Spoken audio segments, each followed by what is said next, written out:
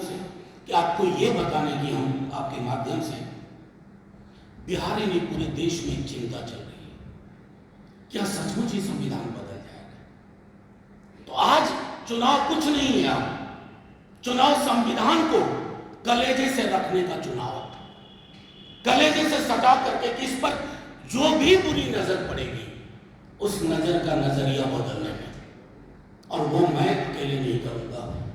वो कहते हैं ना, इस रात की दीवार को उठाना है जरूरी, ये काम मगर मुझ अकेले से नहीं होगा, ये सिर्फ तेजस्वी जी से नहीं, सिर्फ हमारे राष्ट्रीय अध्यक्ष से नहीं, सिर्फ राष्ट्रीय जनता दल से नहीं, एक एक व्यक्ति को सोचना होगा। दलित, बहुजन, पिछड़े, अत्यंत पिछड़े, आदिवासी समाज, अकलियत और प्रगतिशील वर्ग, चाहे किसी भी जाति के, ये संविधान नहीं रहेगा तो ये देश नहीं रहेगा, देश की एकता नहीं रहेगी, देश की अखंडता नहीं रहेगी।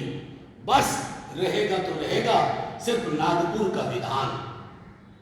संविधान और नागपुर के संघ के विधान में मीलों मीलों का फासला है। इस फासले को मिटने ना दें बिहार की जनता, देश की जनता। आखिर यही संविधान था ना कि तेजस्वी जी आपके समक्ष बिहार के लिए परिवर्तन पत्र लेके आए। एक एक चीज इसी संविधान से निकल रहा है।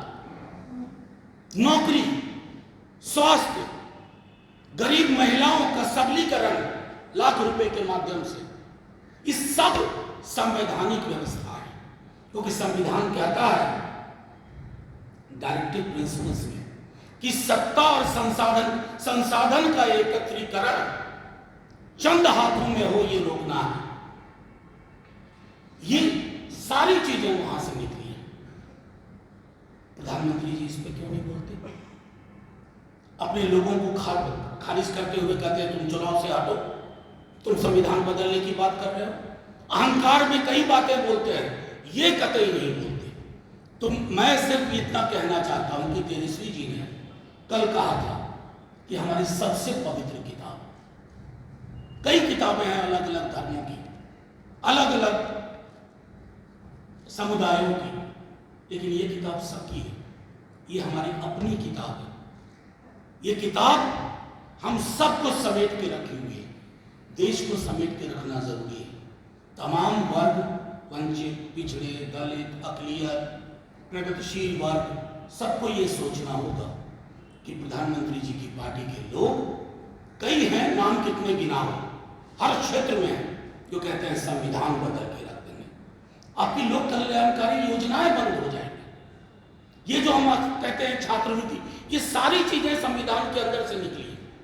एक तरफ तेजस्वी जी इंडिया गठबंधन के साथियों से बात कर रहे हैं कि राइट टू वर्क, यानी कि काम का अधिकार हमारे मौलिक अधिकार में आना चाहिए।